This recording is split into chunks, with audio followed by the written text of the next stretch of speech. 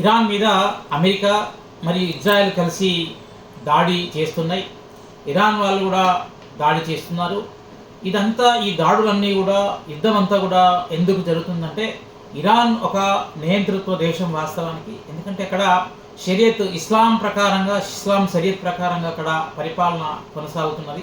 అంటే అధ్యక్షులదే అక్కడ పూర్తి అంటే ప్రభుత్వానిదే పూర్తి యాజమాయిషి ప్రజల మీద. అక్కడ ప్రజాస్వామ్యం అనేటువంటిది చాలా తక్కువ. అన్నీ కూడా పాత తరానికి సాంప్రదాయానికి సంబంధించిన ఛాందస భావాలు ఉన్నటువంటి ఆ సమాజం అది. ఆ సమాజంలో ఎందుకంటే ఆధునికంగా వస్తున్నటువంటి భావనల ప్రభావం కూడా ప్రజల్లో ఉంటుంది. ఒక ఘర్షణాయుతమైన వాతావరణం ఉన్నది అక్కడ వాస్తవానికి.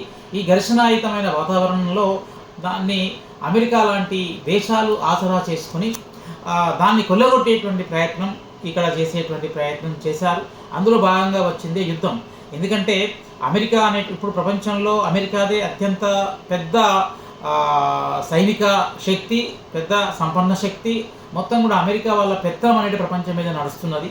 వాళ్ళ యొక్క పెత్తనాన్ని సుస్థిరం చేసుకునే క్రమంలో ఎక్కడైతే తమ మాట విననటువంటి అధ్యక్షులను, దేశాలను, రాజ్యాలను కబలించడము అనేటువంటిది గత అనేక సంవత్సరాలుగా అమెరికా చేస్తూ వస్తున్నది.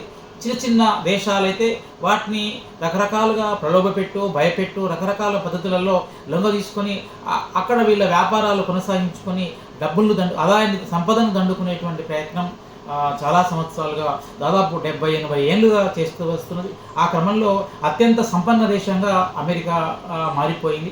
కానీ ఇటీవల కాలంలో వస్తున్నటువంటి మార్పులు, ఒకవైపు చైనా ఒక అజేయమైనటువంటి శక్తిగా ఎదుగుతున్న క్రమంలో, ఎందుకంటే చైనా ఒకవైపు, ఇంకొక వైపు రష్యా ఉన్నది, కానీ బలమైన శక్తులుగా లేవు. ఒక బహుళ ధ్రువ ప్రపంచం ఏర్పడుతున్నటువంటి ఒక సందర్భం ఇక్కడ కనపడుతున్నది. ఒకవైపు బ్రిక్స్ దేశాలు ఒక్కొక్కసారి అమెరికా దేశాన్ని ఎదిరించడము, మరొకసారి వాటికి సాగిల పడడము అనేటువంటిది బ్రిక్స్ దేశాల నుండి మనం కనబడుతుంది. ఒకవైపు రష్యా నీవెంతో నేనెంత అన్న తీరు రష్యా నుండి కనపడుతుంది. చైనా అయితే చాలా సైలెంట్గా, చాలా నిబ్బరంగా ఎదుగుతూ వస్తున్నది. భవిష్యత్తులో బహుశా చైనా యొక్క అభివృద్ధి రేటు, గ్రోత్ రేటు దాదాపు 10% పై 8-9% ఉన్నది. ఇదే గ్రోత్ కనుక కొనసాగినట్టయితే చైనా యొక్క బడ్జెట్, అమెరికా బడ్జెట్ దరిదాపుల్లో 20 ఏళ్ళలో దరిదాపులకు పోయేటువంటి అవకాశం ఉన్నది.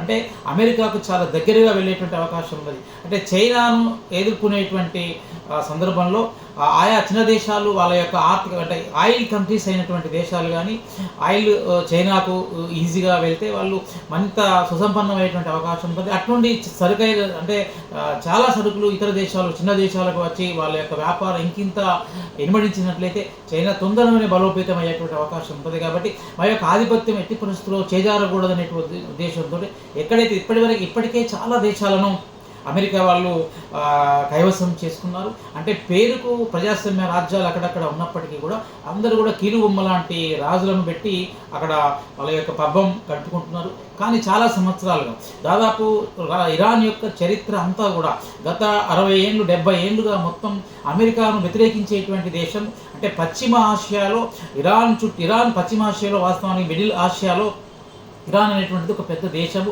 ఆ చుట్టుపక్కల ఉన్నటువంటి ఇరాక్ కానీ, తర్వాత లిబియా కానీ, తర్వాత జోర్డాన్, సౌదీ, ఇట్లాంటి దేశాలన్నిటి మీద కలుపుకొని వాటి మీద పెత్తనం చేయాలి.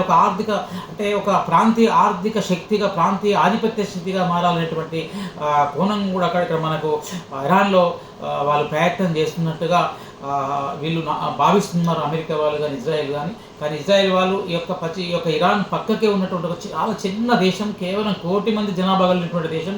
కానీ వాళ్ళకు ఒక భయం పట్టుకుంది.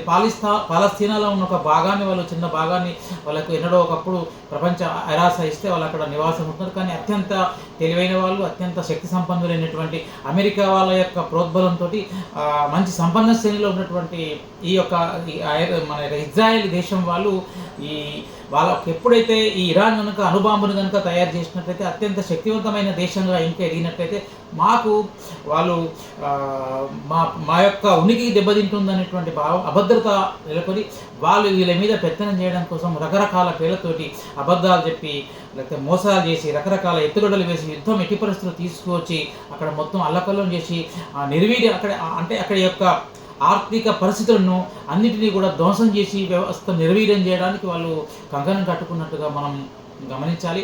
అయితే ఇక్కడ మనకున్నటువంటి దేశాలు ఇరాన్ అంత ప్రజాస్వామ్య దేశం ఏమీ కాదు. అది అమెరికా నియంతృత్వం కూడా మనం యాక్సెప్ట్ చేసేది కూడా కాదు. ఇవి రెండూ కూడా ప్రజాస్వామ్యానికి ద్రోహం చేస్తున్నటువంటి దేశాలే. వాస్తవానికి అమెరికాలో ఉన్నటువంటి ప్రజాస్వామ్యం కేవలం ఆధిపత్య ప్రజాస్వామ్యం, సామ్రాజ్యవాద ప్రజాస్వామ్యం. ఇది ప్రజలందరికీ పెద్దగా ఉపకరించేది ఏవి కాదు. కాబట్టి ఇట్లాంటి అప్రజాస్వామిక ధోరణులతోటే, అంటే బయటకు ప్రజాస్వామ్యాన్ని వల్లిస్తున్నటువంటి అమెరికా కానీ చేస్తున్నది తన మాటనే చెల్లాలి, తన మాట ఏమే వేదవాక్కు, తన మాట విననటువంటి వాళ్ళు. ప్రజాస్వామ్యం అంటే అది కాదు కదా.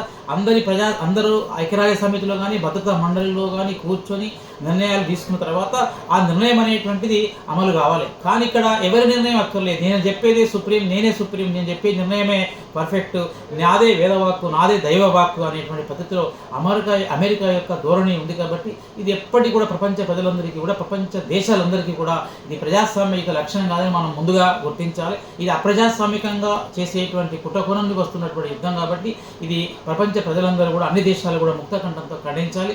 కానీ ప్రపంచ శక్తులుగా ఎదుగుతున్నటువంటి వాళ్ళు, అంటే సామ్రాజ్యవాద శక్తులుగా ఎదుగుతుంటూ పెద్ద పెద్ద కంపెనీలు పెట్టి, మల్టీనేషనల్ కంపెనీలు అన్ని దేశాల్లో కూడా తమ యొక్క వస్తువులను అమ్ముకునేటువంటి క్రమంలో అటు యూరప్ కంట్రీస్ కానీ, సంపన్న దేశంలో ఉన్నటువంటి పెద్ద పెద్ద పారిశ్రామికవేత్తలు కానీ అన్ని దేశాల్లో వ్యాపారం చేసేటువంటి క్రమంలో అన్ని మార్కెట్లను హస్తగతం చేసుకునేటువంటి క్రమంలో యుద్ధాన్ని వాళ్ళు ప్రోత్సహిస్తున్నారు. అటు యునైటెడ్ కింగ్డమ్ కానీ, యూరప్ కంట్రీస్ కానీ, తర్వాత అమెరికాకు దగ్గర ఉన్నటువంటి క్వాడ్ దేశాలు కానీ, ఇవన్నీ కూడా అమెరికాకు సపోర్ట్ చేస్తున్నాయి. కానీ ఇంకా ఇరాన్ సపోర్ట్ చేస్తున్నటువంటి కొన్ని దేశాలు